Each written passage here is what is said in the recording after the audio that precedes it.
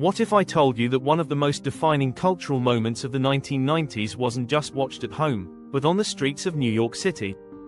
Stay with me, because we're diving deep into a story that blends pop culture, New York's energy, and the sheer power of a TV finale that stopped people in their tracks. Before we get started, make sure you subscribe to the channel because stories like this deserve to be explored, and trust me, you don't want to miss the next one. And as you watch, let me know in the comments, what's a TV moment that had you glued to the screen? I'd love to hear your take. Now, let's set the scene. It's May 14, 1998. Times Square, the pulsating heart of New York City, is bustling as usual. But something unusual is happening. Hundreds of people, business people, tourists, locals, are stopping in their tracks. All eyes are glued to the giant screens above. Why? Because the final episode of Seinfeld, a TV show that had redefined comedy, was airing. Think about this. In an era when streaming didn't exist, and DVRs were rare luxuries, people couldn't just record it and watch later. If you missed it, you missed it. This wasn't just a finale, it was an event.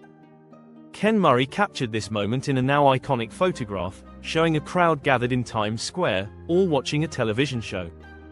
Let that sink in, a sitcom, not a sports event, not breaking news, but a comedy about nothing, had this kind of power.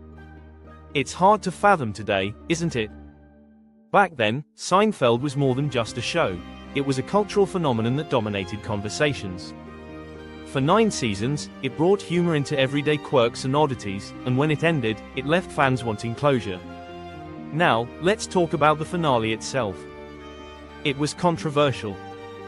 Fans either loved it or hated it, and that split is still discussed today. But what's fascinating is how the show managed to bring New York to a standstill. Picture it, taxis honking, street vendors yelling, but amidst all that, there's a pocket of calm. A crowd of strangers, united by one thing, watching Jerry, Elaine, George, and Kramer for one last time. It's a moment that speaks volumes about how entertainment can transcend its medium, turning a mere TV show into a communal experience.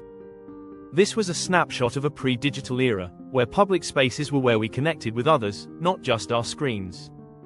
Imagine being part of that crowd, feeling the buzz, hearing people react in real time, sharing an experience with strangers that you'd remember forever.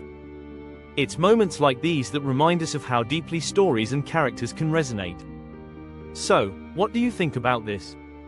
Do you think any show today could create that kind of public spectacle? Drop your thoughts in the comments, and if you're enjoying stories like this, don't forget to subscribe. There's so much more to uncover about the way pop culture shapes our lives.